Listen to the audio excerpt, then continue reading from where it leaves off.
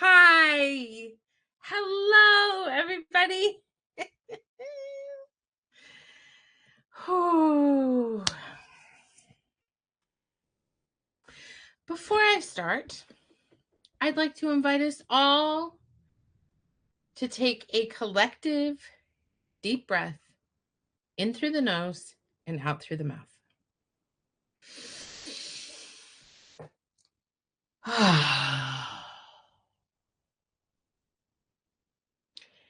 And I would like you to take another collective deep breath with me. In through the nose and out through the mouth.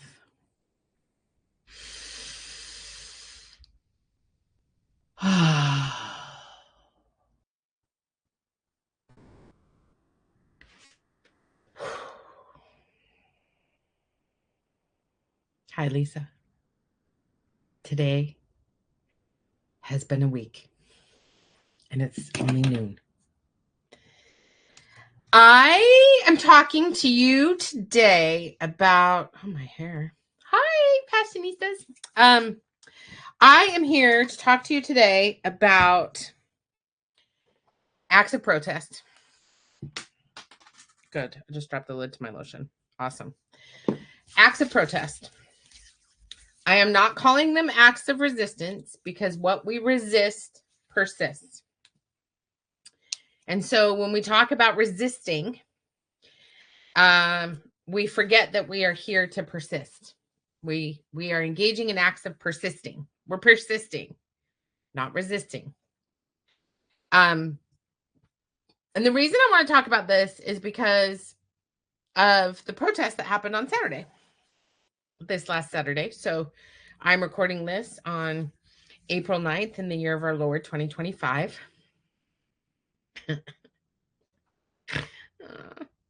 And on April 5th, there was a big mass protest around the world. Super great. Protesting things. Awesome, awesome, awesome. We love using our voices in protest. It's amazing.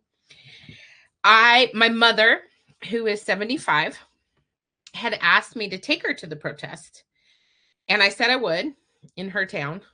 And I said I would in her city, really. And then right before, my mother got very nervous because my mom just had a stroke like 6 months ago. And she didn't know if anything went wrong, if she would have to run. And I'm pausing here for a minute because I want us to think about the idea that in the United States of America, a 75-year-old woman who wants to exercise her voice in protest was afraid to go to a protest in the United States of America in April of 2025 because she didn't know if she could run fast enough if anything went wrong. And I think this is important because my mom's not a paranoid person. She's very Virgo and level-headed, very thoughtful. And so for her to express this fear was really important. And I think this is important for us to think about because what we did instead is we joined a group of women, 12 women, and wrote about what's happening and protest and politics and political writing. And it was really amazing. And I'm actually going to read to you what I wrote because I think it speaks so beautifully to where our bodies are at right now as women, and how dangerous our bodies are being perceived to other people in power. So I'm going to read that in a minute. And one of the things that I've actually been thinking a lot about is the idea of the story of our lives and how political writing and writing is an act of protest and an act of persistence. And I've been thinking about what happens when the story that we write for our lives is not the story of our lives. And how do we grapple with the knowledge that the story that we thought our life was going to be is actually not the story that's playing out at all? And how can we persist through the reality of what our day-to-day existence is right now and is becoming? And I think I've been talking a lot about the grace in the revolution, and I think one of the graces that we can give ourselves in these times is to be thinking about what are the acts of persistence and the acts of protest and the acts of action are we willing to take that fit within the context of our own lives. So not everybody is meant to protest. There are people who are on this earth to protest, and there are people who are on this earth to participate in that kind of action, and there are people who are on this earth to write in protest and engage in protest through art, through music, through dance, through creation, through expression. And so I want to give you permission to start to think about revolutionary acts as acts and moments that make you feel as if you are engaging in a revolt. Whether you're revolting against the policies that are impacting your family right now, or maybe you're revolting against an experience that you are having that is causing you grief and anguish and anger and rage. I want to invite us all to think about how we are engaging with action and activism in that way. And I want to remind everybody too that like we all are going to do this different. And so we all are going to be engaging in changing and shifting and moving around the world in different ways based on how comfortable we feel, how safe we feel, how engaged we feel, how heard and seen we feel. And so I just want to remind everybody that we're all going to do this different. Like we're all going to be in this differently. So I'm going to read you my story that I wrote on April 5th because it's a really good example of graceful revolution. On this day, I am thinking about myself, about this woman I have become. Sometimes I stand in awe of her. Sometimes I hate her guts. Mostly, I find myself in rabid resentment of who I am when I invest in something safe. Keep your head down. Don't push too much. Be humble. Don't brag. Something safe with all of those straitjacket constraints. Me looking homely, not shining too bright. I paint a pretty picture of a girl willing to comply. I'm tired of this shit. The fact that I can no longer deny is that I was not born to be something safe and malleable. I was born to be something dangerous.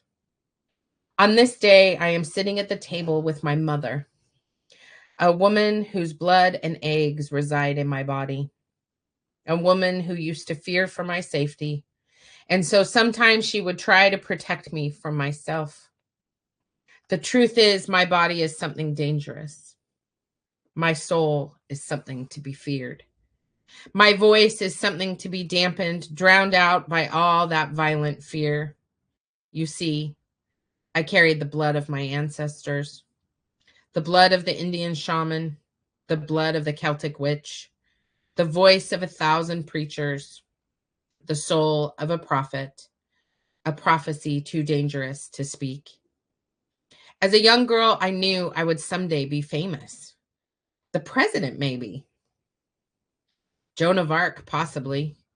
The embodiment of Joe from Little Women riding Black Beauty bareback through the Utah desert. I present power by preserving love, grace, and mercy. I fiercely protect this body to the detriment of my sanity and my soul. These days, I sit around my office, craning my neck to see where my inner rebel girl has gone. Just last week, one of my oldest friends returned a photo of me, 17, wearing a bikini, a wide brim hat, and Tevas. In the Utah desert, camping, I have a cigarette in one hand and a Bud Light in the other. I'm grinning from ear to ear. So happy. So fucking happy. ready for the rest of it all. I hold that girl with such hope. Her optimism is dangerous. Her belief in what is possible, dangerous. Her willingness to live is dangerous. A little while ago, I was interviewed for a podcast. The interviewers asked me what I would say to my 17-year-old self. Aren't you glad we didn't choose to die? I said. To live is to embody the protest. To embody my native ancestry is to practice my divinity. I preach the word of God, the word of love, the word of Mary, the word of mercy. I'm tired of being something safe. I practice fierce, graceful revolution. Most days, I pray for enough money for us to survive, and I pray for the magic of the mystery unfolding. I propose that we catapult ourselves out of fear and into courage. I think of my own form of filibuster. What will I say? Hands off my words. My tone isn't available for you to police. Hands off my identity. My kaleidoscope of self isn't available for you to judge. Hands off the ones gaslit by the cult of politics. Judge not, lest ye be judged. Can we just stop othering each other? Life is not an either-or proposition. Pardon me? What's that you were saying? I must not have heard you correctly. Did you say we must have a big tent where all are welcome? Does that include your auntie who voted for Trump? Your brother who doesn't understand you? As a young girl, I knew that someday I would be famous. What I didn't see coming is that I would constantly question my big, loud, booming presence. That I would wonder if I was worthy of the message of my heart. If my mother would still try to protect me by cautioning me about my grandiose ideas. I propose that we stop bringing a strongly worded letter to a gunfight. I propose that we shove perfection right out the fucking window. I propose that we take our tenderized feelings and give them a whoopee and a cookie so that we can remember that we aren't always prepared to fight, and fight we must. I forgot. Somehow I forgot that unbridled joy amidst unspeakable sorrow is how we persist. Somehow I forgot that the story of my life is not a trigger warning. I am not a trigger warning. I am a woman. I am a powerful woman. I may have been beaten and bruised, yet here I am thriving. Something dangerous.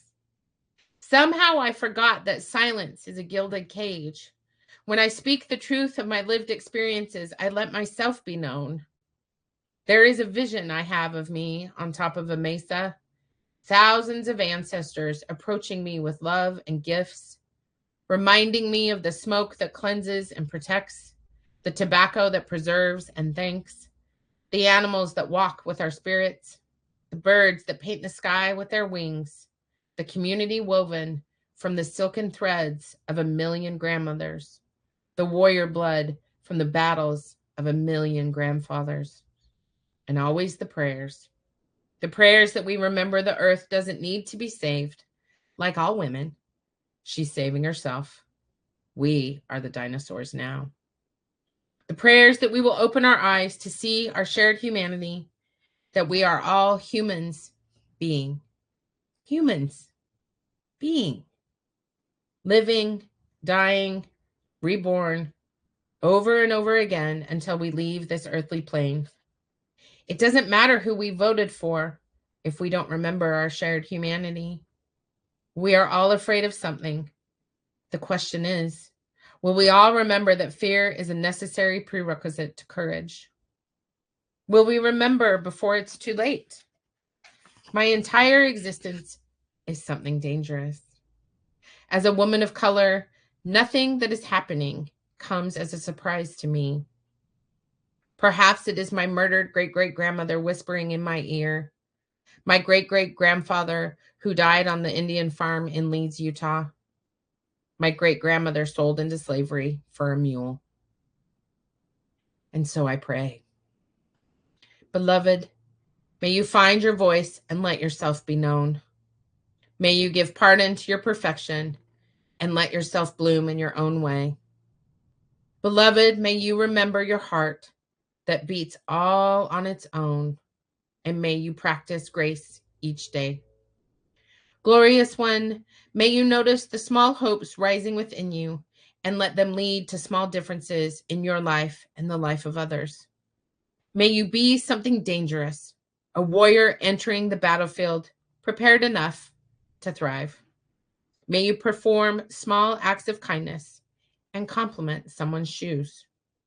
May you propose we see each other's humanity and hug those close to you. May you prevent your own shuddering and bloom where you are planted. May you protest, preach, paint, and pray that we will see each other as something safe one day. Blessed be. Amen.